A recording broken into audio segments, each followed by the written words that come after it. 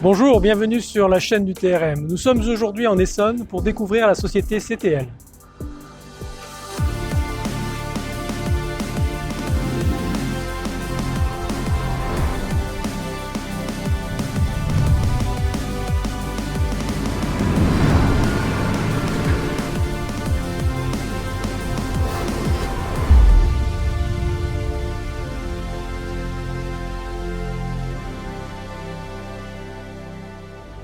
Vous êtes un constructeur, un équipementier, un distributeur de pièces ou de véhicules, un loueur, un financier ou tout simplement un acteur du TRM et vous souhaitez communiquer et laisser une empreinte à vie sur votre société ou sur un produit?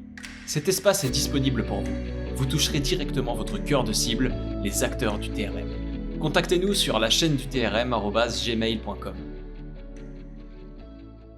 Dans votre métier, qui est finalement, il y a différentes activités, hein, je crois qu'il y en a 7, vous m'avez dit. Oui, pardon. Ça. Ouais.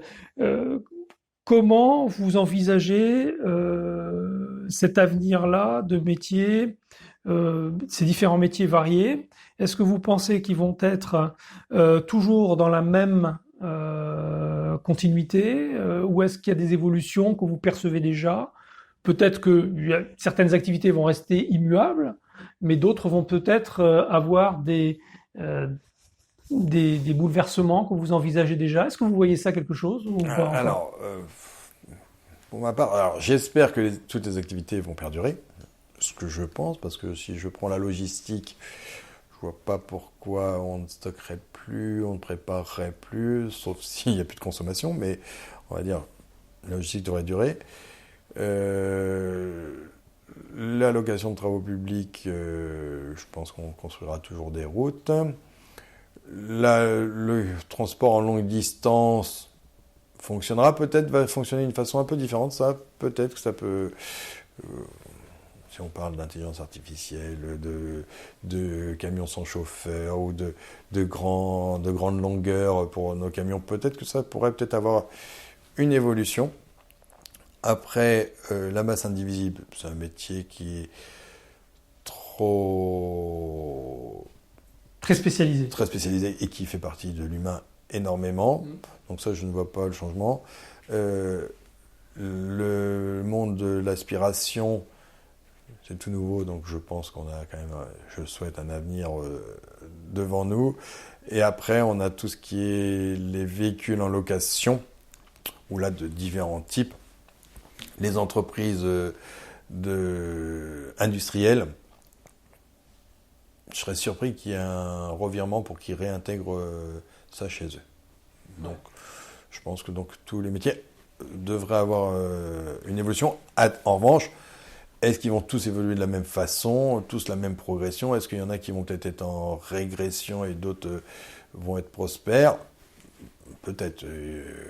Moi, là, actuellement, on est vraiment axé sur le chariot embarqué où on a quand même excessivement grossi.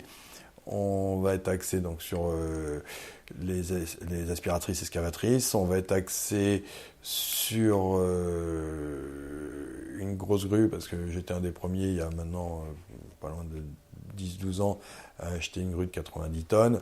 Là maintenant, 90 tonnes, je fais partie des petits joueurs.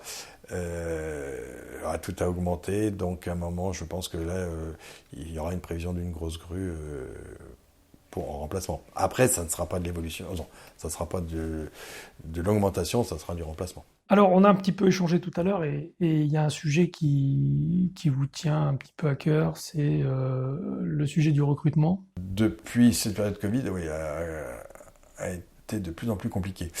Donc, il était de plus en plus compliqué, je pense, par deux aspects. Il y a un aspect sociétal où je pense que le Covid peut avoir bon dos sur certaines choses, mais il faut aussi envoyer, parce que j'ai une activité aussi dans le travaux public. Je vois que même mes collègues du travaux public ont le même souci de recrutement. On a une image, je ne vais pas dire déplorable, mais qui n'est pas non plus belle aux yeux des citoyens, alors que le transport, je pense qu'il est vecteur de plein de points positifs. On voit bien hein, si vous avez quelque chose entre les mains, c'est qu'un transporteur vous l'a livré, des choses comme ça. On ne voit que de l'aspect,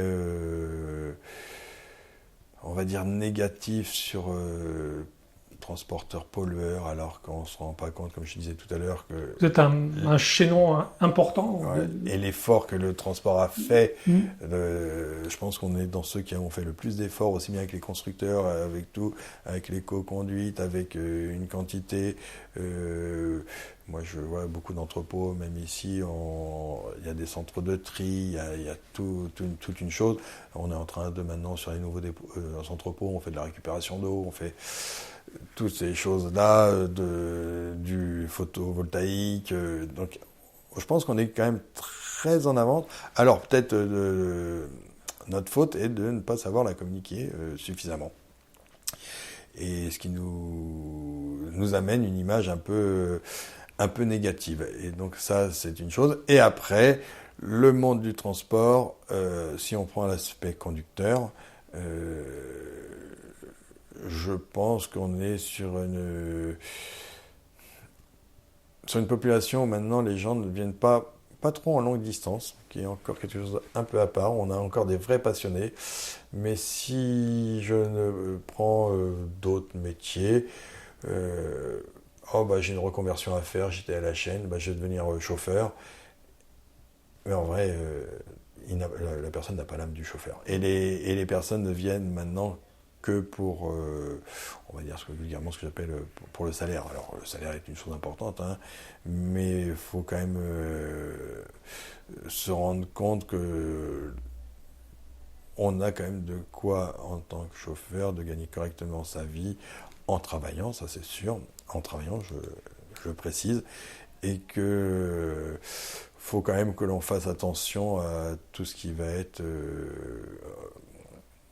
on va dire, force vive des autres pays sur cette activité qui peut être la longue distance.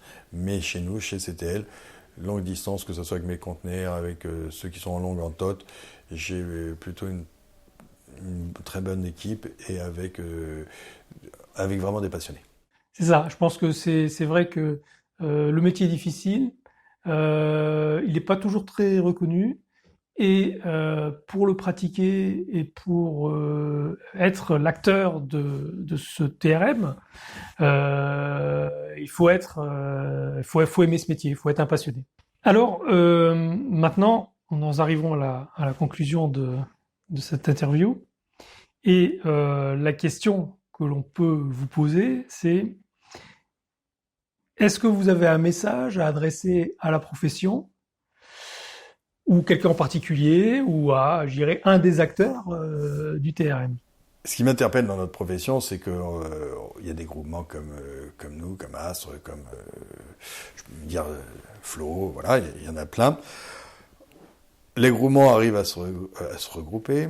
On a fait quelque chose qui est le monde du transport réuni, qui sont des très belles initiatives qui avancent. En revanche, je ne comprends pas pourquoi on n'arrive pas à se faire suffisamment écouter et que, comme je disais tout à l'heure, que nous pâtissions d'une mauvaise image. Donc, est-ce que nous sommes trop ringards ?